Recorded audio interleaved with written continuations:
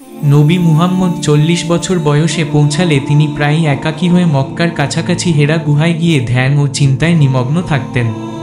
এক রাতে রমজানের 21 তারিখে হেরা গুহায় বসে থাকা অবস্থায় হঠাৎ ফেরেশতা জিব্রাইল তার কাছে আসেন। তিনি নবীজিকে শক্ত করে জড়িয়ে ধরে বলেন, ইকরা অর্থাৎ পড়ো। রাসূলুল্লাহ উত্তর দিলেন, মা আনাবি কারি, আমি পড়তে জানি না। 3 বার একই ঘটনা ঘটে।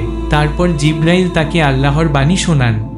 আল আলাক আয়াত 1-5, পড়ো তোমার প্রভুর নামে, যিনি সৃষ্টি করেছেন। মানুষকে সৃষ্টি করেছেন ঝুলন্ত জমাট রক্ত থেকে।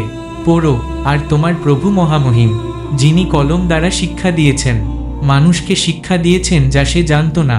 নবীজি ভীত হয়ে হেরা গুহা থেকে বেরিয়ে আসেন এবং ঘরে ফিরে স্ত্রী খাদিজা এর কাছে বলেন, জামিলুনি জামিলুনি, আমাকে ঢেকে দাও, আমাকে ঢেকে দাও।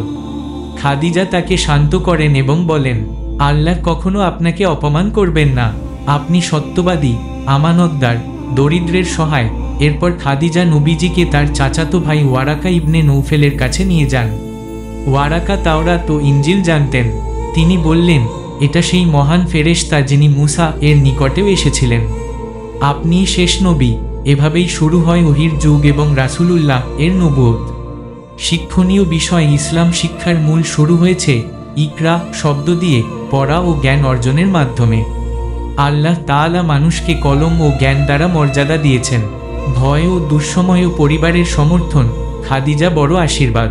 নবুয়তের দায়িত্ব শুরু থেকেই ছিল আল্লাহর রহমত ও বরকতে ভরা।